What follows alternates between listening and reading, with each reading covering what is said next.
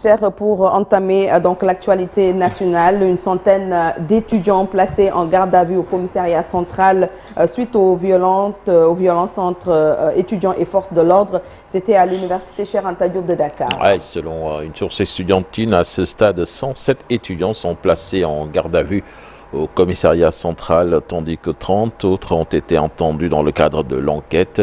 Les faits qui leur sont reprochés concernent des troubles à l'ordre public, la destruction de biens publics et la participation à une manifestation non autorisée. Pour la prise en charge médicale, 2 étudiants sont actuellement admis au service de traumatologie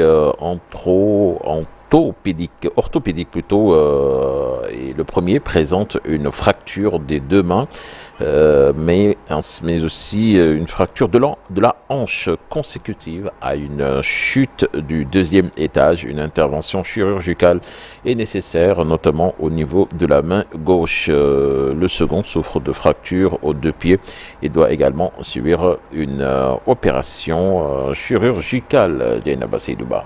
Et puis le gouvernement, face à la presse hier, reconnaît les problèmes dans l'intervention tout en se justifiant. Oui, 4 ministres ont pris la parole dans cet exercice hier. Parmi eux, le ministre de l'Intérieur qui soutient que des menaces ont justifié l'intervention des forces de l'ordre dans le campus universitaire. Je vous propose de l'écouter. Faire intervenir des sanctions. Nous ne tremblerons pas lorsqu'il s'agira de distribuer des sanctions, lorsque nous estimerons qu'il y a eu des faits qui procèdent de dépassement de la simple gestion de l'ordre public et du simple rétablissement de l'ordre public. Comme je l'ai dit donc, le fait que les étudiants, ou en tout cas des personnes qui se disent étudiants, ne soient pas dans les clous, qu'ils n'aient pas été dans les formats normaux de la discipline, n'explique pas un certain nombre de comportements de la part des forces de défense et de sécurité. Mais comme les enquêtes sont ouvertes, je ne peux pas m'aventurer outre mesure sur cela. Vous avez vu dans les vidéos, des vidéos dont vous n'aviez pas encore accès, la détention par des personnes de grenades lacrymogènes. Parce qu'il y a de cela une dizaine de jours, je parle sous le contrôle du ministre de l'Enseignement supérieur, on nous a transmis un renseignement au terme duquel il y a eu des fouilles dans les chambres universitaires qui ont abouti à des découvertes, imaginez-vous, de grenades lacrymogènes. Ce qui n'a jamais été constaté dans l'histoire de l'université. D'une part. Avant cela, il y avait une fouille inopinée qui avait été organisée par les mêmes autorités universitaires, fouille qui a permis la découverte d'armes tranchantes et contondantes. Et ce ne sont pas des armes classiques de cuisine, des couteaux de cuisine. Les images seront projetées tout à l'heure parce que ça vient des autorités universitaires. Et une enquête a été ouverte d'ailleurs dans ce sens-là. Et justement, dans ce climat de choc et d'incertitude, des étudiants ont quitté le campus universitaire au lendemain de la mort d'Abdoulaye Ba. Son dispositif de transport mis en place, beaucoup se retrouvent liés à eux-mêmes sans moyens pour rentrer chez eux. C'est un reportage signé Mamadou Ndiaye. Devant l'université, la scène est frappante. Des groupes d'étudiants quittent les lieux. Sac à main, valises improvisées, regards perdus, pas de bus, pas de dispositif de transport, pas d'encadrement, juste des jeunes qui partent sans solution claire pour rentrer chez eux. La situation est vraiment déplorante parce que on est confronté à des situations, c'est inhumain quand même, c'est inhumain. Parce que des étudiants, ils peinent à avoir de quoi manger. Subitement, vous allez sortir comme ça, sans rien du tout. Bon, je déplore cette situation-là parce que c'est vraiment... Bon, j'ai pas une bonne humeur. Vu que les scénarios qu'on a vus hier, bon, c'était au campus, au pavillon des plus particulièrement, mais... Certains d'entre eux n'ont même pas envie de parler. Non, moi, j'ai pas envie de parler.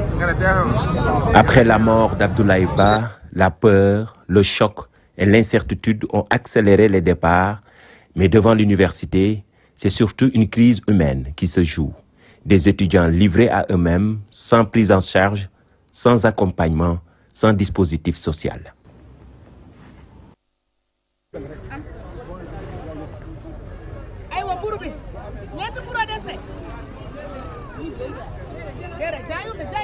Une situation qui pose la question de la responsabilité institutionnelle et de l'urgence d'une réponse logistique, notamment à travers l'affectation de bus pour permettre aux étudiants de rejoindre les régions d'origine.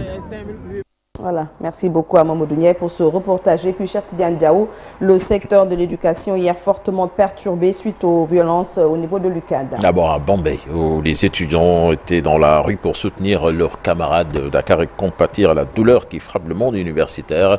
Ces étudiants ne peuvent en aucune manière négocier le paiement de leur bourse, contrairement aux autres universités. Bambey n'a pas fermé ses restaurants.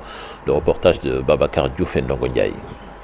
Les étudiants de Bambey se veulent solidaires. Ils ont compati à la douleur qui frappe la famille de Feu Abdoulaye Ba. Une compassion assez singulière. Au décès de notre camarade Abdoulaye Ba, qui a été froidement abattu par les forces de l'ordre hier au sein du campus social de l'université Cheikh Anta Diop de Dakar. Et il ressort de cette assemblée que de 48 heures de toute activité, de cessation de toute activité pédagogique a été décrétée, mais également 48 heures de JST a été décrété. Et cette matinée-là, comme vous le voyez aussi, toute la communauté est sortie en accompagnant ce collectif-là pour descendre sur la nationale et montrer à ces autorités-là qu'en réalité, l'étudiant n'est pas dangereux, mais l'étudiant est en danger. Le porte-parole du collectif des étudiants de l'université Alioune Diop de Bambey exige le paiement des bourses. Là, qui nous prête oreille. La bourse n'est pas un privilège.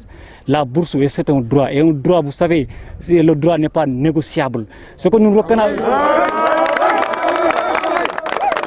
La bourse, ce n'est pas un privilège, c'est un droit. Nous ne pouvons pas comprendre aujourd'hui que ces autorités-là dorment dans des opulences, alors qu'une bourse de 40 000 francs, en fait, voilà, dans un état sérieux comme le Sénégal, les autorités disent que voilà, elles vont supprimer la bourse. Ça, c'est anormal, chers camarades. Une autre doléance, et non des moindres, la restauration des amicales et coordination d'étudiants. Vous savez que depuis quelques mois, l'administration a dissous notre coordination, mais n'empêche, on a le soutien des étudiants et c'est la communauté en réalité qui décide. Nous disons à ces autorités-là qu'ils nous redonnent, qu'ils nous ressortent notre coordination, qui est la structure qui est légitime, mais qui est la structure qui peut représenter dignement, mais également légalement tous les étudiants de l'UADB. À la différence des autres campus, Bambey n'a pas fermé ses restaurants. Un grand geste du directeur du COUS de Bambey, Dr Alioune Sène. Donc les autorités ont très tôt compris que là, ils ne peuvent pas en réalité faire que céder à ce mot d'ordre-là en ouvrant simplement les restaurants pour gérer le service. Ce mouvement d'humeur des étudiants de Bambey a complètement paralysé le quartier Diamaguène. À Thiès aussi, les élèves ont boycotté les cours hier, plus précisément à Pout, Keur Moussa, une commune donc de Thiès où les cours ont été perturbés dans toutes les écoles élémentaires et au niveau du lycée de la place du fait d'un mouvement d'humeur spontanée. Unanimement, les élèves ont dénoncé les bavures policières et la mort de l'étudiant Abdoulaye Ba. Le reportage de Cheikh Anta Diop.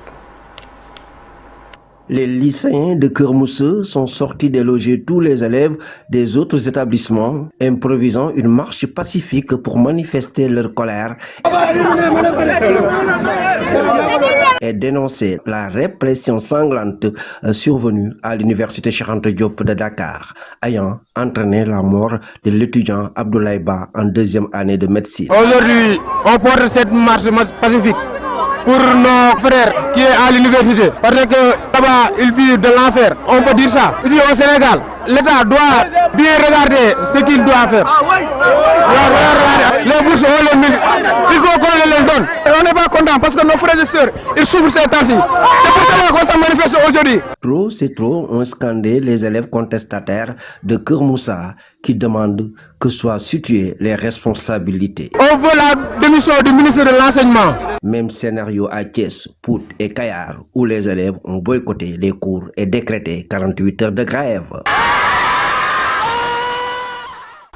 Voilà, Dieynaba Seydou-Ba. C'est là l'essentiel de l'actualité nationale de ce matin. Merci beaucoup, cher Tidiane Diawo. On te retrouve donc à 8h pour la version en Wolof. Alors, à 8h59, bientôt 7h, retenez qu'aujourd'hui, dans le menu d'info matin, un jour au Sénégal, un jour dans le monde, 11 février 624, le changement de la Hibla est ordonné par une révélation reçue par le prophète Mohammed sallallahu alayhi wa sallam. C'était à Médine. La direction de la prière musulmane a été réorientée de la mosquée Al-Aqsa à Jérusalem vers la Kaaba à la Mecque en Arabie Saoudite. On va revenir aujourd'hui sur l'origine et le sens de ce changement majeur dans la marche de la religion musulmane.